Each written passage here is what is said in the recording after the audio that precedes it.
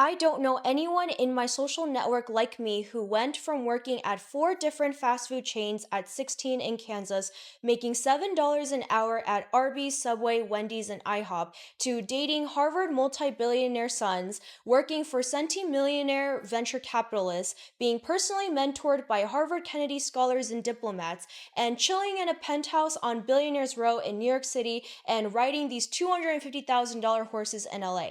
I grew up in a small town in Kansas to South Korean immigrant parents who didn't speak English and had to work various day and night shift jobs to make ends meet. And through merit and education, I was able to climb the social ladder by going to two prestigious universities, Boston University and Cornell University, and I ended up working for the largest Wall Street finance companies, working on financial products and portfolios that managed hundreds of billions of dollars. The purpose of this video is not to make you feel bad or to shove it in your face how great my life is. My goal and moral obligation to you is to give you the raw and unfiltered behind the scenes life experiences of someone who made it and made it quite big, and to show you how truly evil and corrupt the system is. What you choose to do with this information is completely up to you. You can even choose to not believe me, as many of the comments in my previous videos claim. This is not one of those clickbait videos by podcast bro trying to sell you a bogus course and selling you the false dream of, oh, I made it, you can too, and here's how, and then proceed to give you the worst financial advice possible. No, the reality is you are most likely not going to make it to the degree that you fantasize about. This is the wealth inequality reality of America. Take it from someone who is considered an exception. Statistical anomalies like me are not the norm. I am here to expose the sinister truth of how truly evil and corrupt the world systems are. On this channel, I'm going to use my knowledge and expertise in economics, international relations, finance, and sociology to break down key topics that are plaguing America and the world today. Part 1, my childhood. I was born in a small town called Springfield, Missouri, where the median income is $29,000. My parents then moved to Kansas City, where we lived in a multi-family unit until they saved up enough money to buy a nicer home in a suburb of Kansas. There, I was fortunate enough to enjoy relative stability, where I went to the elementary, middle, and high school in the same neighborhood. In elementary school, I was tested by psychologists for the gifted program, where my IQ was in the top 1%, and I was demonstrated to read at a college level in 5th grade, and so they decided to advance me from 5th grade in elementary school to 7th grade in middle school. My town culture was very white, ultra conservative, and extremely Christian. I would say in the 1 mile drive between my home and, let's say, the local grocery store, there's about 5 churches within that block. And my parents were Christian missionaries. They were very heavily involved in the Korean American ministry. My days were spent a lot on studying the Bible every day. We had 6 a.m. morning prayers on Saturday, 2 services, both an American one and a Korean one on Sunday, and then Wednesday and Friday youth activities and church choir. And so a lot of my upbringing was me being kind of like the outlier because I was one of very few Asians. I think my high school of 1,300 or so only had, I want to say, like 6 or so Asians. In that environment, I realized very quickly as a child that if I was going to make it, I have to work 10,000 times harder than my peers. There are systemic disadvantages that were placed upon me that were out of my control, right? Things such as racism that my family experienced, not being able to speak English, people making fun of that, and also economic disadvantages, right? Because my parents, their financial journey was very up and down. There were times when they were able to have more money than others and times when it was very difficult. And so what my dad really instilled in me was a very strong work ethic. You have to make it no matter what. If everyone else is playing and having fun and doing video games, you are going to be studying and working. And so when I was 16, which was a senior in high school, I started working after school at these fast food chains. And I started off working at Arby's, and then I changed to Wendy's, and then IHOP, and then Subway. So sometimes they would overlap. I would work two of the same jobs at different shifts. And the reason why I kept switching is because the environment was just that bad. For example, in IHOP, the waitresses would all smoke cigarettes in the back room, and I would inhale that secondhand smoke, and I ended up developing bronchitis because my family doesn't smoke, so I wasn't used to that. And I remember there was this one moment where it was my first few days working as a waitress at IHOP, and there was this old gentleman who came in, and they told me that I was the only one who had stayed behind to vacuum everything and set up all of the napkins. And that gentleman, he gave me a $20 bill, and he told me, "Keep going, you're doing amazing work, you're awesome." And I just remember being like, "Oh my gosh, my first $20 bill, this is crazy, this is so much money." This goes to show how kindness from a stranger can really alter the trajectory of someone's life, because to this day, I still remember that $20 bill that he so graciously gave me on a $10 meal. Coworkers at Wendy's and Arby's, they were truly an eclectic group. My manager was a single mother who was really struggling to make ends meet. She had a crippling back problem and all sorts of health issues, but she couldn't stop. She had no choice. Keep in mind, we're all making about $7 an hour. And I remember, this is so crazy. There was this one moment, I think it was at, I want to say Arby's. And one of my coworkers, he was a black gentleman, and I think he had some kind of record. I'm not exactly sure what it was. I think it was literally like just selling weed. And because of that, he had difficulty finding a job. And so he was using this to kind of get himself back up on his feet. And he had been working there for years. And I remember that they wanted to raise the pay of the people, and they decided to pay him 725. But for us, so me at like 16, right? This is like a 40-year-old man or something. I was getting paid 750. So I got a 50-cent raise per hour. And I remember like when he found out about that, like he was so furious, and he said, "This makes no sense. I've been working here for years, and I'm helping this kid learn how to do the ropes of fast food work, and she's getting paid 25 cents more than me." This is why I say poverty and systemic oppression, it's truly evil, guys, because you have to understand we're arguing about a 25-cent difference in hourly pay, which after taxes, and let's say you do a 40-hour work week, that only amounts to maybe like 50, 60 more dollars a week. Okay, but that 50, $60 a week was the difference between him being able to eat and him not being able to. So when we're talking about wealth inequality, this is what I'm talking about. This is the reality that I witnessed firsthand. And what's so crazy is that when I couldn't handle that environment because it was very toxic, there were a lot of issues, other coworkers began to harass me. I thought that I had the greatest upgrade of all time, which was to work at Subway, because Subway was marginally better than working at Wendy's or Arby's, right? Because at Wendy's and Arby's, the customers would be like there would be like meth addicted customers who would come in, and they would just go to the bathroom, and oh gosh, this is so bad to recount, but they would like smear their poop all over the walls. And so I remember like one day I almost got high off of the cleaning materials because I had to spend hours scrubbing the human poop off the walls because it became a sanitary issue. And so because of I was inhaling all of these like toxic chemicals from these cleaners, I had no like I remember like coming home and feeling kind of almost high. Like I've never done drugs in my life, but I remember like being like, "Whoa, okay, like my head feels a little woozy." But anyway, so I had the huge upgrade at 16 to go work at Subway because the kind of people that ate at Subway were a little bit better than the kind of people that ate at Wendy's in terms of like the customer base, right? Subway was mostly like families, like these white suburban families from my school. And so I would make the sandwiches. And I just remember like speaking with some of my other coworkers who were also high school students. They would have these panic attacks. Um, they would not be able to breathe. They would hyperventilate at times. And a lot of them would tell me that they've been experimenting with really hard drugs like meth, shrooms, cocaine. Sorry, not cocaine, but like crack, like the cheaper version of cocaine.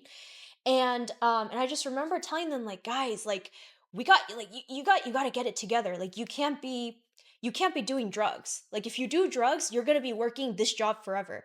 And they were like, "No, you don't understand because you're a smart kid. You're a kid that's doing well in school. I'm not doing well in school." And so it was conversations like this that I started to like really understand this sifting process that I was talking about in my previous education videos, right? That the system of education is designed not to uplift students who are struggling from families or environments that are incredibly toxic and evil, but instead to sift kids like me who are willing to work harder, study harder, and do things, and who are fortunate enough to have parents who support that. And then all the other kids, they get left behind. No one cares about them. They just go through the system and then they get opt out of existence. And this is a common theme that I have experienced as I give you the journey of my life story is that it feels like for me, watching, like imagine you have, let's say, 1,000 people that are standing with you. And you look over and you're like, okay, these 1,000 people, they each have different backgrounds, diverse experiences, and we're all gonna just go through this journey of life together. And then you notice that the kid next to you isn't coming to school anymore. And you're like, I wonder why that is the case. And then you notice the kid next to you is in an abusive relationship. And then you notice the girl next to you in your classroom just got pregnant at age 15 and is dropping out. And then you notice that the kid that you go to church with is suddenly drug addicted. And so there are these moments in my life where it's so surreal to me because it literally feels like I was walking on a journey and everyone that started with me one by one started just getting opt out of existence. Like opt, like OPPED, like an op, right? Like it if you're playing a video game and they like shoot you. That's what it felt like. It felt like people just started dropping like flies all around me. And I was like, wow, I have to make it. I have no choice but to make it because I can't end up like this. And so when I got to Boston University, I was so excited. In, I think, like end of middle school, so like eighth grade, I had visited my family, so my siblings, they ended up going to colleges in the East Coast. So I remember flying for the first time. I got on the first time on an airplane and I went to Boston and I remember for the first time seeing the ocean. And like looking at the East Coast line. And I was like, oh my gosh, like what is this thing? Because in Kansas we're landlocked, so the closest that you have is like a lake. And I just remember being so inspired and in love with seeing the ocean that when I went back to Kansas and we did those letters where we would write to ourselves what our future self was going to be, I remember saying to myself, I'm going to go to Boston University. I wrote that down. So I accidentally manifested going to Boston University because when it came time for my high school senior year, the teachers gave us back those letters that we wrote in middle school and I opened it and lo and behold, I said, I'm going to go to Boston University. And that's exactly what happened. I ended up getting a full scholarship to Boston University, and I was in the Kilishan Honors Program, which is like the top 100 to 150 students. And I was so excited to go to this university because for me, it felt like the big break that I needed to escape the circumstances of my birth. When I was there, I was in for the culture shock of my life. I couldn't believe the things that I was seeing. For example, I had never seen a Muslim person in my life. Like, you have to understand the place where I'm from, super white, super conservative, super Christian. So for me, the idea that there are people who aren't Christian was like mind boggling to me. Like, I remember being like, whoa, there's no way like this is real. There are actually people who don't believe in my God, that don't believe in my religion. And that woke me the F up. I remember being like, Carla, this is not Kansas anymore. You are in an environment where there are kids that are coming from multi-billion-dollar families at Boston University. The tuition is like $80,000 a year. So the only type of people that can afford that education are people that are already very wealthy or the minority of scholarship kids like me. So when I got there, I got to meet such a wide variety of people, right? There are people of all different races, socioeconomic backgrounds, political views. Like, I remember thinking, I am in a very liberal university. Like, this is not Republican land anymore. These people believe in very liberal ideologies. And I just remember like embracing it. Like, I thought, okay, this is the time to really learn everything that I can learn. But there were times when I thought, okay, this is a little strange. For example, one of the honors courses that I took, the teacher wanted to use gender neutral pronouns. So they would talk to us in they, them, ver. And I just remember thinking like, this is quite strange. Like, I'm going to be 100% honest with you. Not that I'm against those things. I try to be as open-minded as possible, but I just never thought that there was a reality where people would just refer to each other as they, them instead of just he, she. Right? So that's what college does to you.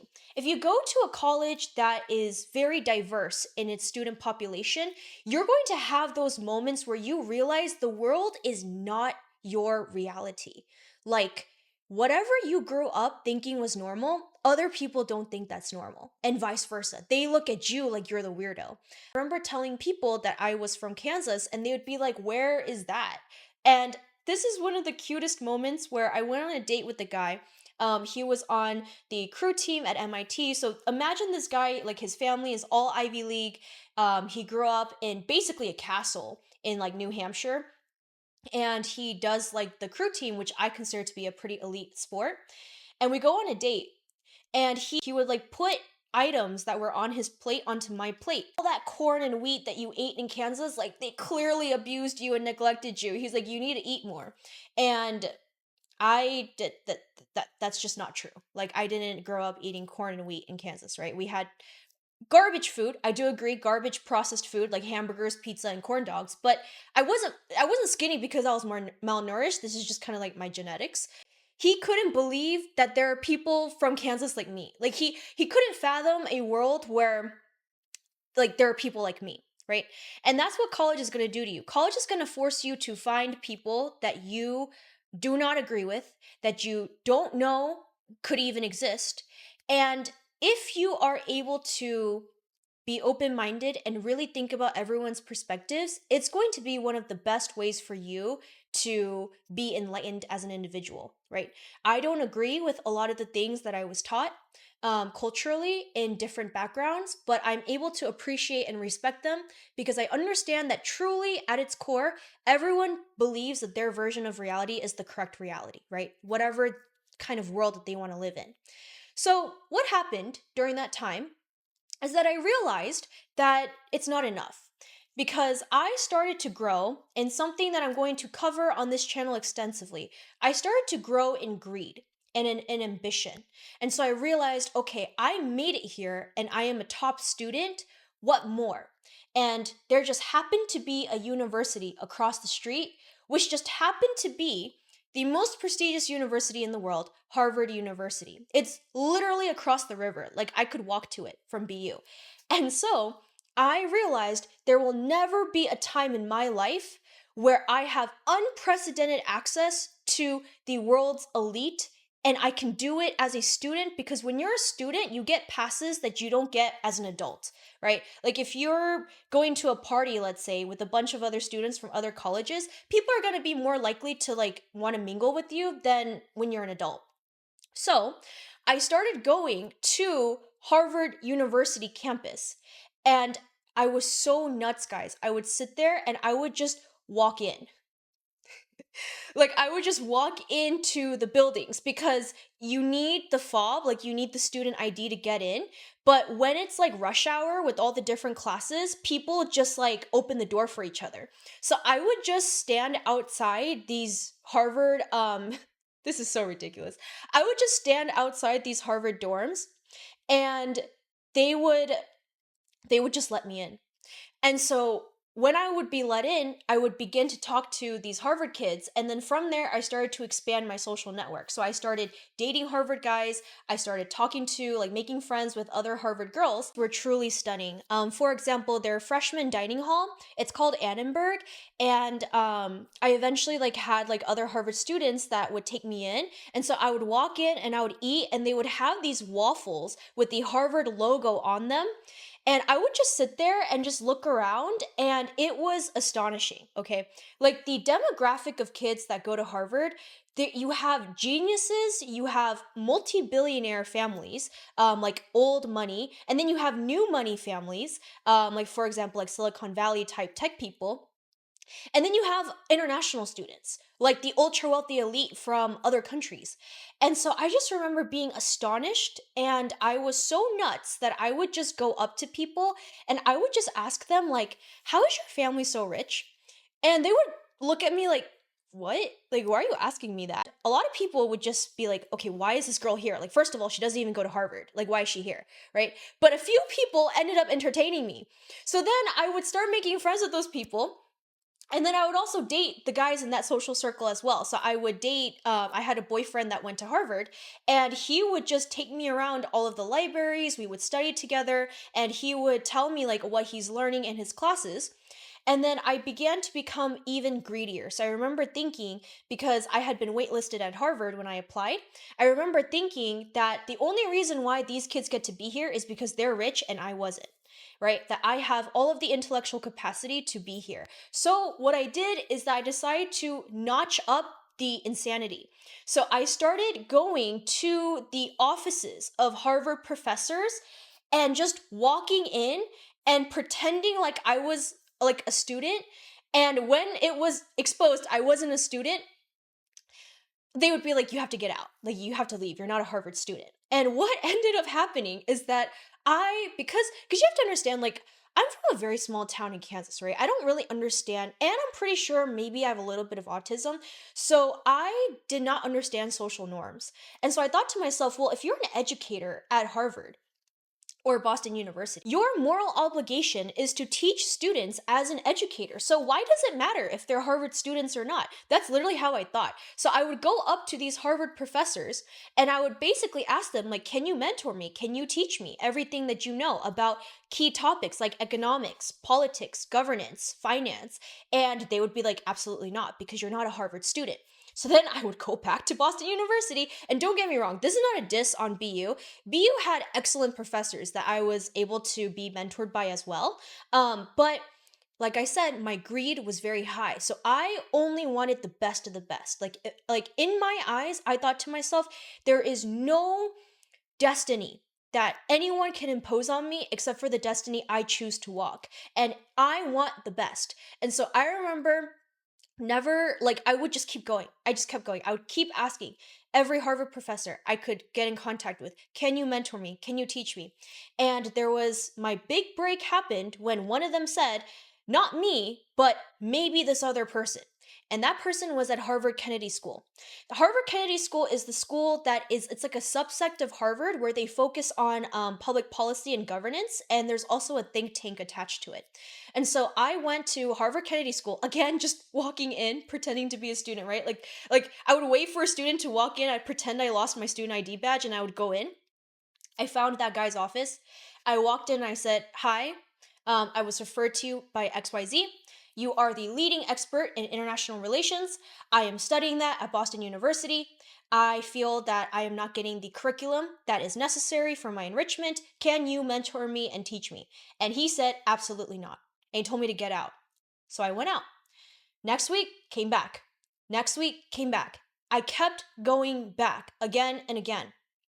And each time, because he has an office, right? And so each time he'd be like, you're back again. Why are you back again? And I was like, because you have all the information. I don't have this information. So why would you not want to give this information to me? Because I want to learn it. Like, to me, it was that simple. And so eventually, over time, he began to be like, you know what? Okay, let me test you.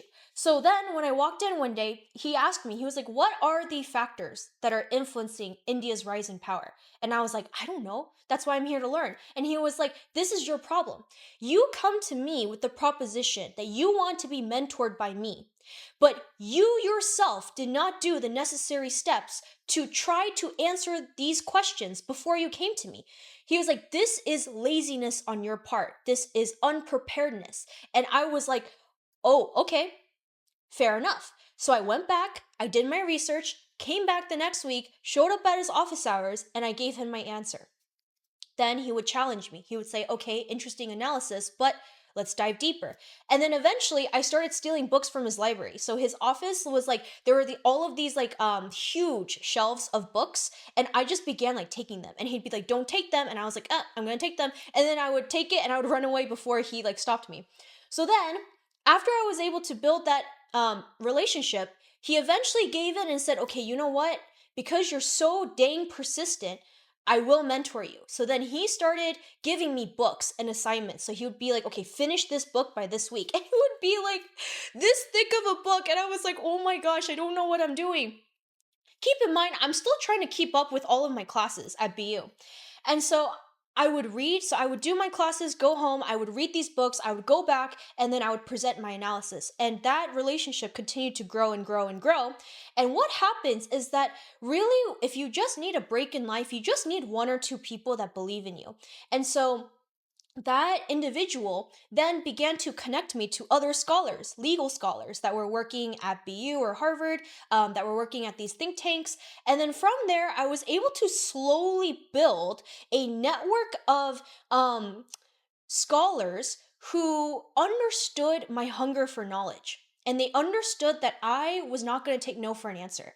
And so they started to give me like lectures. They would give me like the assignments that they would give to their students to me to study on my own. And that's how I began to network with the ultra wealthy elite. Because one thing that people don't understand about college is that when you're at the prestigious level, such as an Ivy League, the professors actually end up becoming key leaders in the government and in the private sector. So, for example, one of the professors that was at Harvard Business School, that person ended up like becoming like the CEO of like the big casino company that manages like Caesar's Palace and stuff in Las Vegas. And U.S. Treasury Secretary Scott Bassett, he would teach economics at Yale. So this is what people don't realize when you have this group of people in front of you. It's not just that they're professors. They're actually people that are later going to be in very, very lucrative and powerful positions. And so I started building that network, and I got connected to a family that was a huge hedge fund family. Like they were massive, multi-billions in funds that they were managing. Basically, they told me that it's time for me to level up and that my potential is being capped. Because even though I'm trying to quote unquote like mingle or infiltrate this elite group at Harvard, at the end of the day, I'm not a Harvard student. And I remember thinking to myself, you know what? They're so right. I'm still an outsider. So even though like my boyfriend was at Harvard, even though I was with these Harvard people, I realized that at the end of the day, if I don't advance myself in my knowledge and I keep relying on the help of these people, I'm not going to make it. And so, with that, I was able to prepare, thinking about transferring to Harvard. That was actually the first goal. And what happened is that I told myself, okay, let me do a few backups. And so I ended up applying as well to Cornell University's Dyson School for Applied Economics and Management, which is one of the most selective business schools in the US. It has like a 2% acceptance rate. And I applied that not thinking that I was going to get in because I was so obsessed and zeroed in on getting into Harvard as a junior. And this is a junior, by the way. So everyone has already pretty much like are halfway through their degree. Surprise, I actually ended up getting into Cornell University, and the issue with Harvard was that I was too late in the game because the 2 years of coursework at Boston University wouldn't transfer over. And so I realized, wow, okay, I'm actually in the Ivy Leagues now. Like I have a real opportunity to actualize my ambitions. And so when I went to Cornell, I had to finish the 2 years of coursework, right, to get my degree, which was very difficult because I'm in a new environment. I'm also a junior. So everyone has pretty much socially adjusted to whoever they were friends with from freshman year. And so I had to essentially like put myself out there 2x harder than everyone to be socially accepted in this new university. And my mentor at the time, he would encourage me and he would tell me, no, just keep going, believe in yourself, don't worry about those other kids. You are perfectly competent and intelligent enough to keep up. And that mentor ended up becoming one of the biggest advisors at BlackRock, which manages, I think, like $10 trillion. It's the largest money management firm in the world, and directly under the CEO, Larry Fink. People are so elitist. Like to join even one club at Cornell, which was like just a rudimentary club. Let's say, like, I don't know, I want to make the environment better, right? That's their slogan. You had to go through like a 5-part interview process. So, like at Boston University, if you wanted to join a club, you just joined. Like there was no prerequisite. But at Cornell, every single club that you wanted to be a part of, you had to submit your resume. You had to go through these tests. Like they would do like brain teasers on me. And these were my classmates, guys. Like these are not like people older than me. And then you had to go through like multiple interviews, multiple coffee chats. You had to like schedule them in advance. It was nuts. And I just remember thinking like this league is crazy. People are genuinely like this sifting that I was talking about in my previous education videos. I experienced it firsthand. These education systems are not designed to actually spread the knowledge and information. It's instead to gatekeep it and see who can make it and who cannot. I didn't know what I wanted to do because before that, my experience was in sustainable energy research with a professor at Boston University. And so I didn't know if I wanted to go down the finance route, even though my major was economics and my concentration was finance. And so I called back up my mentors at Harvard and I was like, hey, what do I do? My mentors told me, and I will never forget it to this day. They said the best way to reform the system is to win the system. They were like, you don't like how elitist Cornell is. You don't like how you're being excluded. You don't like that you have to work 10x harder than everyone. Okay, win it. Beat them at their own game and then reform it.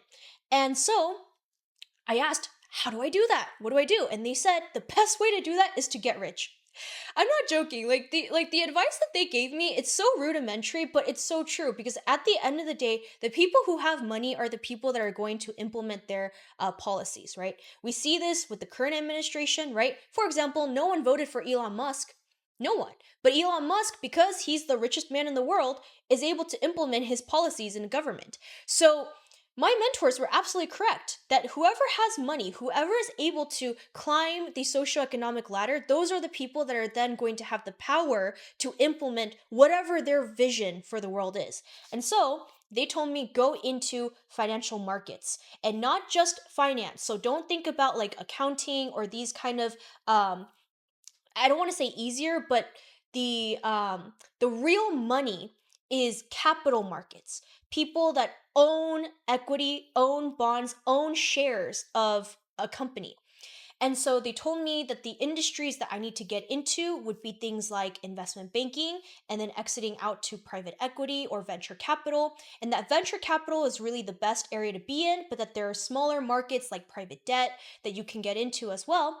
And then from there, if you want to be an entrepreneur or a startup founder, you can exit out of that. I started blindly applying to companies in the financial sector with a focus on Wall Street banks, and I ended up getting into the biggest one. And our division was asset and wealth management for ultra wealthy clients. And this is considered to be less like prestigious and intense as traditional investment banking, but I was totally fine with that because again, I'm just following the advice of my mentors, right? Like I don't actually care about making it big on Wall Street. I just want to get in so that I can understand how I can make a life for myself. Size on this life journey video that at no point did any of my positions that I got in employment or through education was ever through nepotism. So even though I was backed by very powerful mentors who were multi-billionaires later on, they did not actually go in and refer me or call up their buddy or make sure that I got in, because they were mentors. They're there to advise me, to help me, and to see me develop, but they're not gonna, like, their attitude was like, you have to make it on your own. Because if we do it for you, you're gonna fail. So I got in, and I just remember this was one of the worst experiences of my life. It was extremely brutal, very competitive, and the indoctrination of what happens to kids that go into the financial sector is truly it's one of the ways in which the evil economic systems are reinforced. For example, at the orientation, they had an executive come up, and they started giving all these presentations. I think they even had the CEO of that division come in and give these presentations, right? These are firms that are managing like trillions, right? Like, it's kind of mind boggling to think how big these Wall Street companies are. And this was so crazy, man. Like, if you're watching this and you were in that orientation class, because I know some of you guys follow me on Instagram, like, you're gonna know what I'm talking about. There was this executive that came in. He plays a video of this British like village woman who was singing on like Britain's Got Talent, like this opera piece. And he starts crying on stage. And I'm just sitting there like, I don't know what's going on. Um I'm just here for the ride. Okay. So he's crying and he's like, "Guys, this woman was probably feeling like a failure in life. Small village in Britain. She's old. She doesn't, she has all of these deficits. And because she has this beautiful talent for singing, she's able to share that gift with the world." He goes, "Isn't it such a huge fortune and blessing for you guys to be here as the next generation of people who are going to lead the financial industry?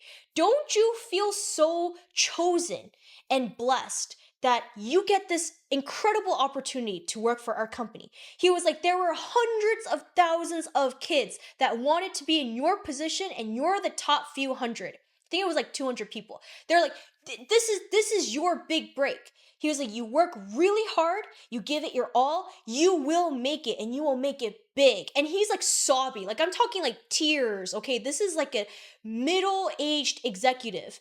And I just remember like sitting there and like doing like the side eye to everyone. Like, I'm like, am I the only one that's thinking this is a little it's giving Black Mirror?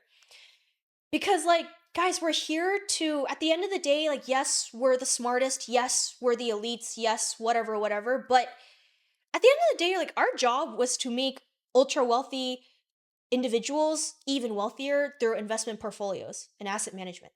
Like, that's our contribution to society. We're making the rich exponentially richer. But he's talking about it as if like we're like literally like saving the world. Like this is our God-given destiny. And I just remember being like, huh, surely everyone in this room is thinking that this is a little bit weird. Nope. Nope. Everyone in the room clapping. They're so excited. They're like, "Yeah, let's get this going." They're starting to ask questions. They're engaging with the speakers. And this really goes to show you that the indoctrination begins at a very young age, okay? These are college students that haven't even graduated, right? Juniors. I was 19 at that time.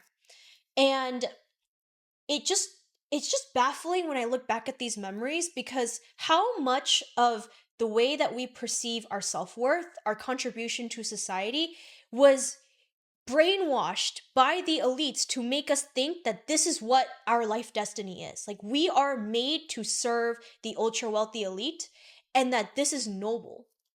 So, I do that experience. It was absolutely horrible.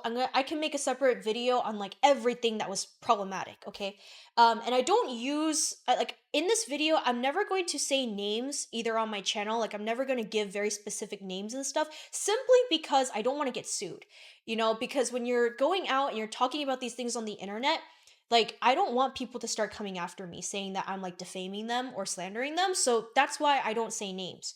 But some of the people that I encountered, right, the ultra high net worth clients, like they are literally like multi-billionaires. And the type of people that are working in those industries that are servicing these billionaires, they have an entirely different system in the way that they view the world. It is incredibly narcissistic, psychopathic, and toxic.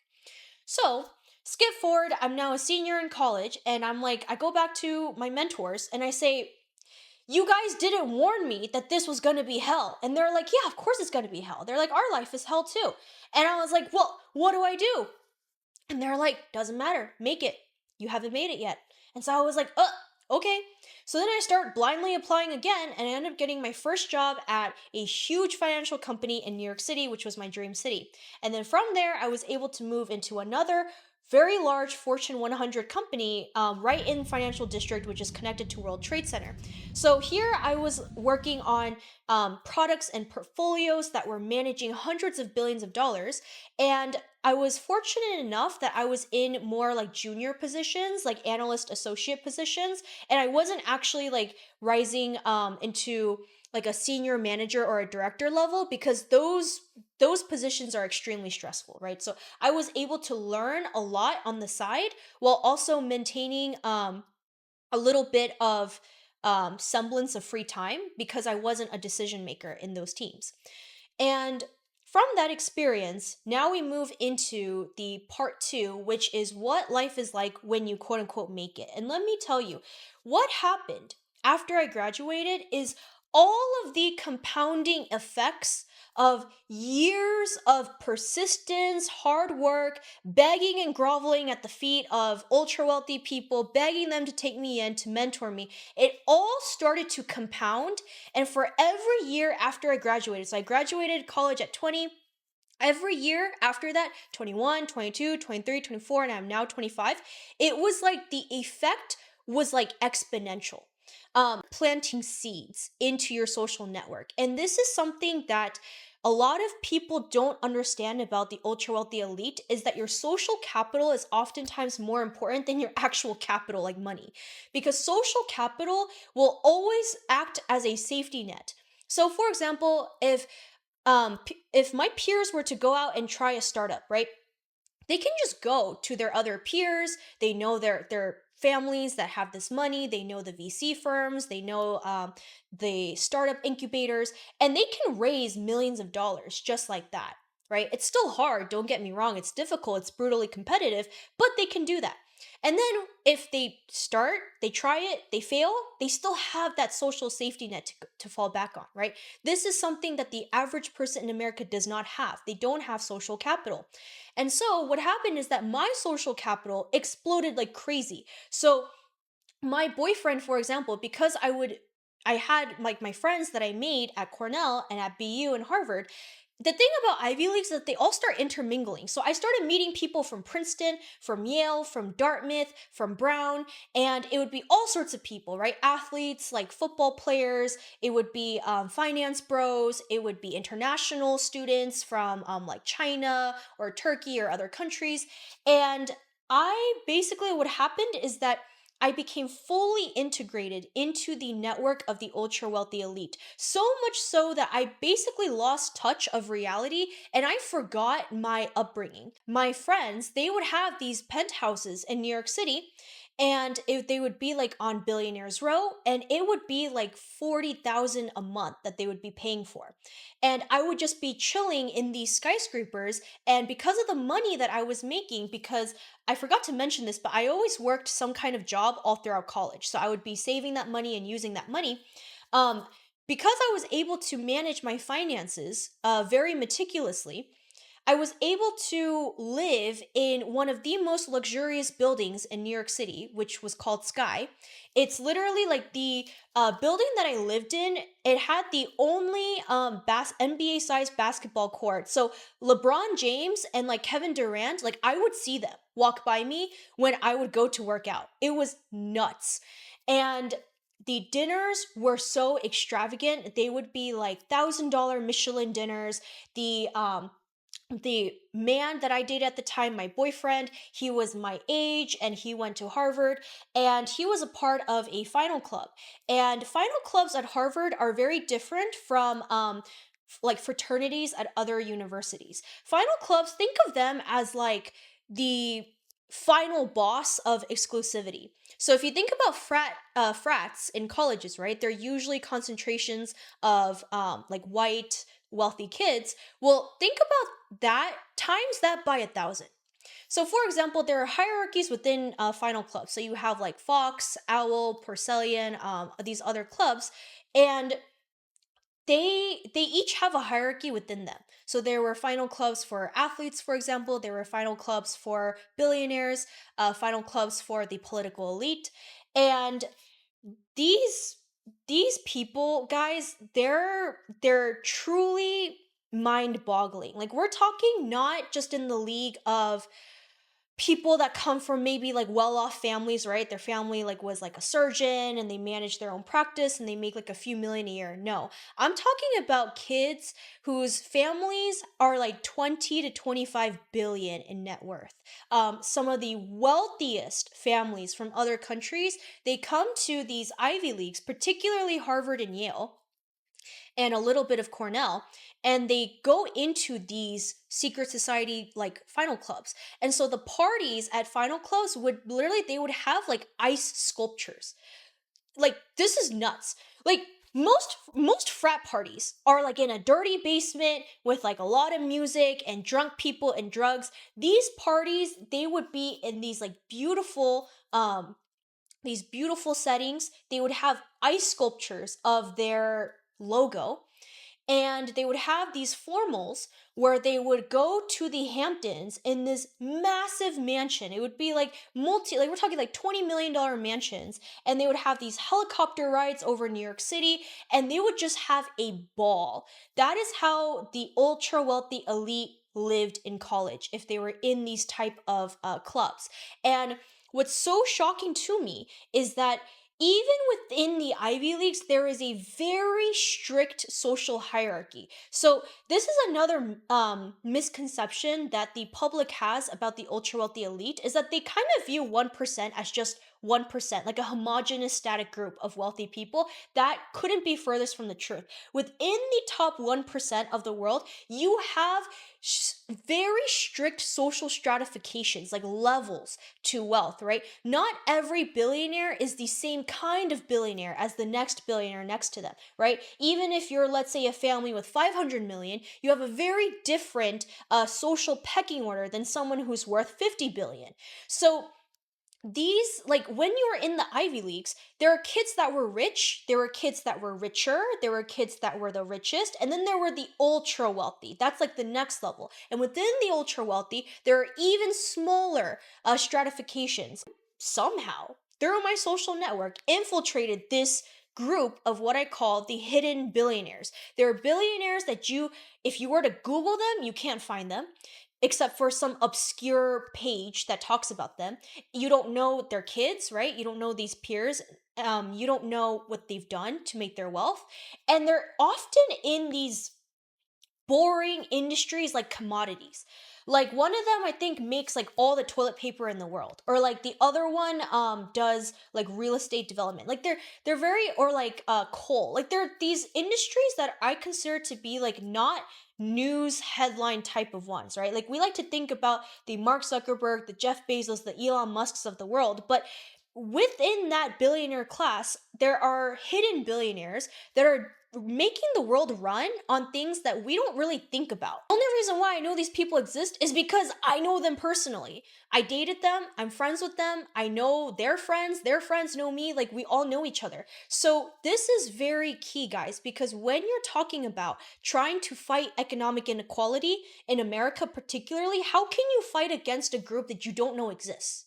And this is why I say it's time that the truth starts being exposed, right? That the sinister truth behind how truly different these people live, it needs to be, I need to give you this information. It's my moral obligation to give it to you.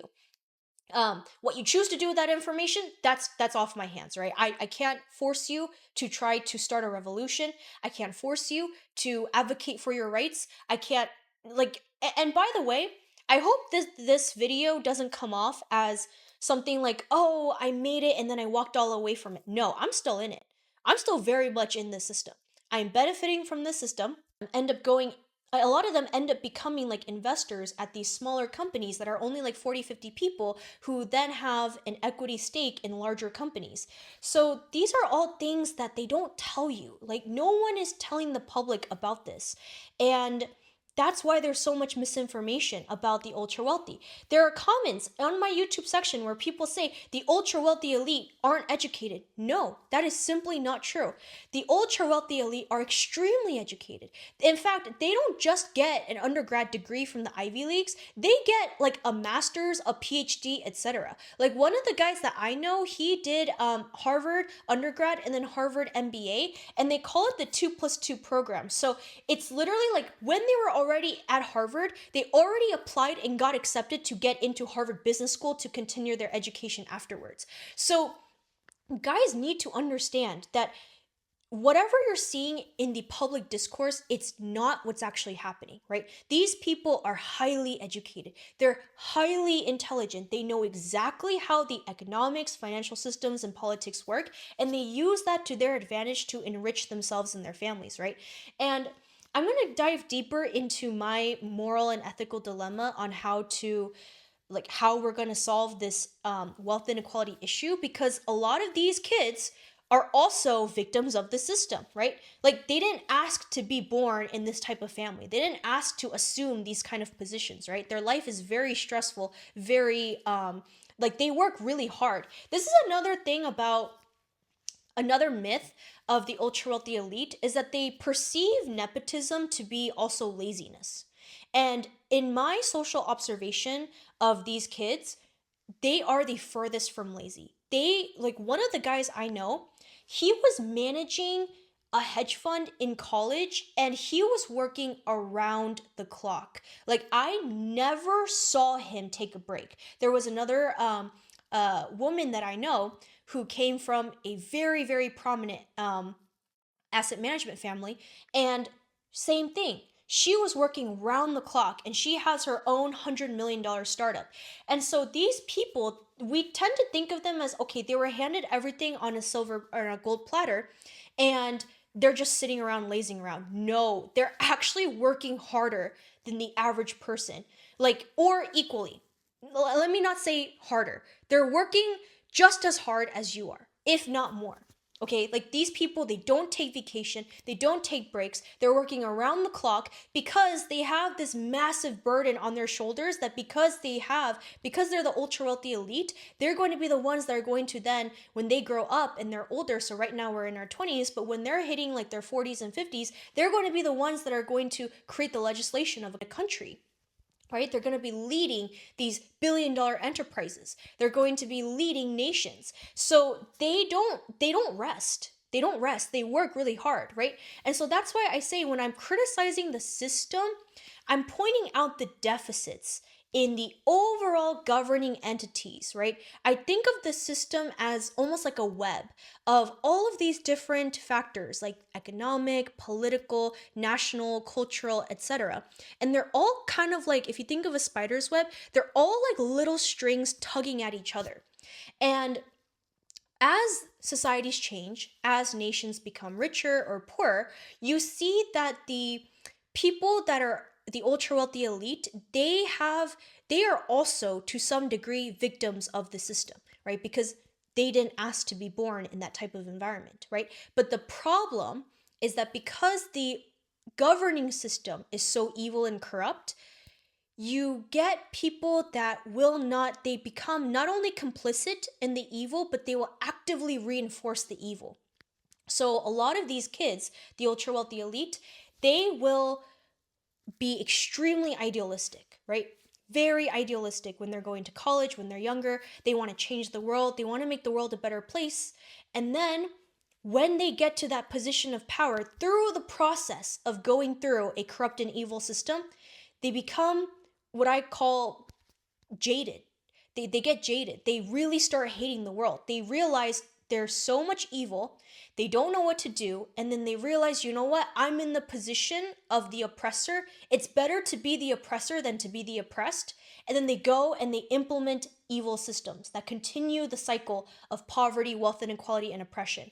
So the only way for us to really combat this is to have as many people understand what's happening and to equip them with the knowledge of how the system is designed to really exploit and oppress people, right? And that's what my channel is going to do. I'm going to keep by topic, we're going to get into and deep dive, analyze what factors are driving the phenomenon that we are seeing today, whether that's economic or social. And through that, I want to give you guys the knowledge, because what you choose to do with that knowledge is up to you, right? But for me, I had to spend a lot of time thinking to myself, as someone who jumped social classes, I had to really ask myself, what kind of a life do I want to live that is pleasing to God? And what I realized is that I lack duty. Every person has a moral obligation to the collective society, right? So there are two types of sacrifices that everyone should be making. The first is a personal sacrifice, which is sacrificing for the people that you love the most, right? Wanting to work and nurture and help support your friends, your family, your loved ones. And then there's the second category, which is the collective sacrifice, the moral obligation and duty to make sure that the world that you are living in is progressing in a way where there's the highest quality of life for the most amount of people. This is what every person should be working on as part of their life's purpose. And I realized that what was missing in my ambition and in my greed was duty. I didn't have a sense of purpose in what I was doing. So I was just living lavishly, just basking in the fact that I made it, pleased with myself. And then I realized that this if I integrate into this and I don't do something to at least allow people a chance to fight against it, then I am just as evil and corrupt as the people that I claim to hate, right? The system that I claim to hate. So my duty, that I believe, my domain, everybody has a domain, right? God gives you a certain lane that you need to be in to share your life experiences, your unique insights, your background. My domain, my lane is to give you guys all of the knowledge, insights, and experiences that I have. And from then, it's hands off for me. I'm not going to tell you what to do. And I cannot emphasize this enough, because when you're looking at propaganda and political agendas, they want you to do something about it, but they want you to do something about it oftentimes to enrich themselves. And this happens on both left and right-wing parties. But what I'm here to do is I'm just here to let you guys know what's happening. I will give you what I have in here, and then that's it. What you choose to do with it, completely up to you. It's out of my hands. And that's my duty to my country, to the world, and to, honestly, because I'm Christian, to the Lord and Savior Jesus Christ that I serve. To cover on this channel more deeply this complex relationship between individualism and your duty to the state.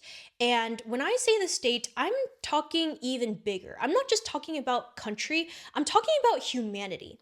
Okay, because I'm a very optimistically delusional person. So I don't believe in nationality. I don't believe in any of the things that separate us as humans. I believe we're just one collective human race, and that because we've been brainwashed and indoctrinated into thinking that other humans are different from other humans, we now have this very evil and corrupt system. So one of the series I'm going to be starting soon, right now we're on the Collapse of a Nation series. The next one is going to be the 5 great evils. These are the evils that I believe have truly shaped human civilizations, and we need to start having these discussions and talking about it, because if you understand these concepts that I am telling you, hopefully you will be able to start thinking of solutions for you to fight against this evil. My channel, I don't want people that are just one way, this way, or that way, right? I don't want people that think a certain way. I want a diverse group of people who are able to share their ideas, share their experiences, their thoughts in a respectful manner. And I'm just here to give you what I have, my info, and that's it. And you can then start to develop your own independent thinking based on the data and information that I give you. And if you disagree with that, that's totally fine.